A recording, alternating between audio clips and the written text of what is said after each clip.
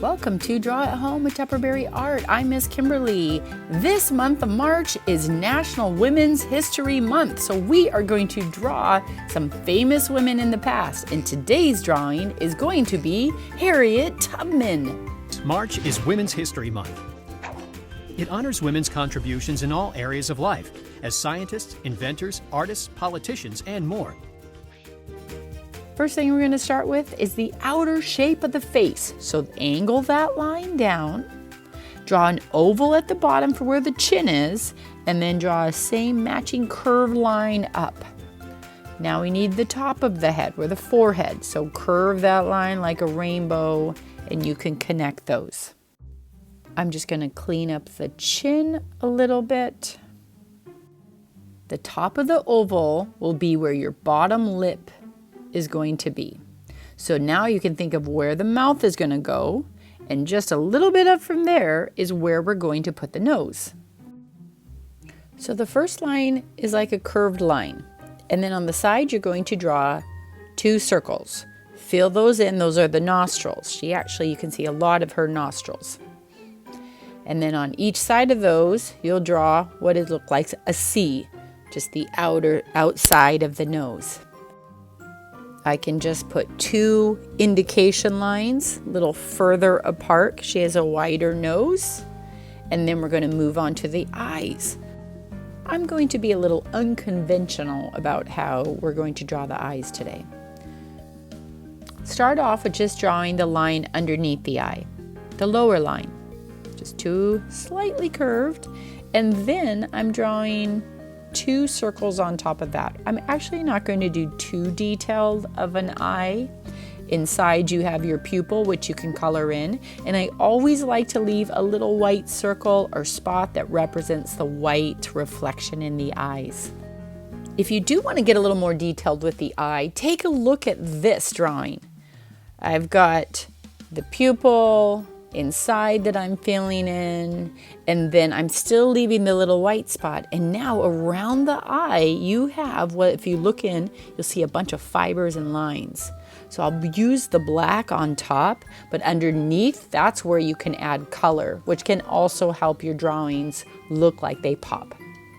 I'll just finish this eye as an example if you want to use this.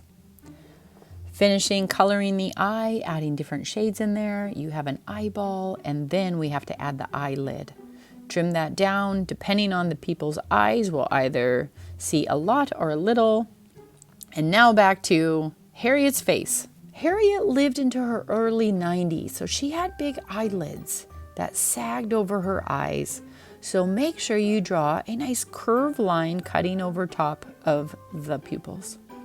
You can give another curved line, or like a little L, to represent the eyelid with some very faint looking lines, short lines for the eyebrows. These are called indication lines, so in between her eyes you can add a few little lines to represent the wrinkles, and even a little curved line there up in the forehead to represent that as well.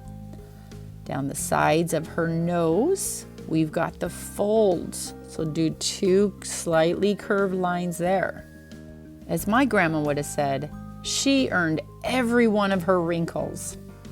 When Harriet was a kid, she experienced a head trauma that left her with a cracked skull and headaches most of her life.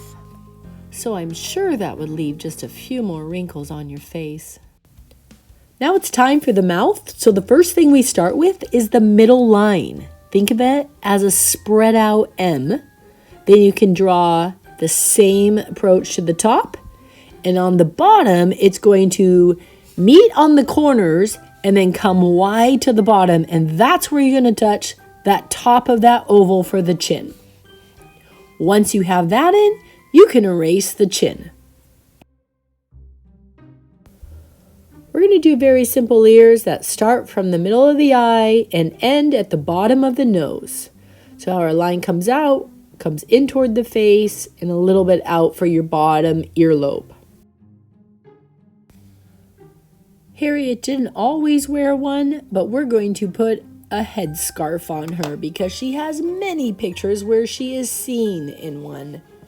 So as you can see, I have come above the top of the head, come around, thickening up the line close to the forehead and giving myself a general outline of where I want that headscarf to be. If you put a couple lines in, just a couple simple lines in the side, this can represent the fold in the material. And it will really look like a fold in the material when you practice the coloring with shading at the end. A couple more lines I'm going to throw in is right on the top of the nose, like completing the circle, and then underneath the chin. So like half a circle underneath that mouth, bottom lip, and then I'm just reinforcing the sides. Make sure that your lips come to a point. It comes a little darker on the edges. 2 lines that line up with the outside of the eyes is how wide your neck will be. Draw a little V, and then another one, kind of like a heart-shaped V around that, and now we've got a collar. 2 diagonal lines on the side, and Harriet has a body. And now it's time to color. So, if you want to leave it like this, or if you want to shade it in with pencil, apply this same principle. Either way, I am taking my lightest shade, so find 2 or 3 shades of skin color. And as you can see, I'm moving down the face, coloring in the lightest parts on Harriet's face. I am making it as though the sun, the brightest part, is coming from the left. I'm even going to do her lips. I can do some pink on top to make it look like lips, but it's still a bit of a skin color. So let's notice a few spots where I have the light area, which is just where some of the lines are, the wrinkles on the face, on the forehead, on the eyelids, right at the top of the eyes, and at the top of the cheekbone. Now you can take your darkest color, but watch the spots first where I put it, and then you can pause and catch up. I have it on the inside of the eyes. I have it underneath the eyes. Underneath the nose, it will cast a shadow. Underneath the chin will cast a shadow. And on the opposite side of where the sun is.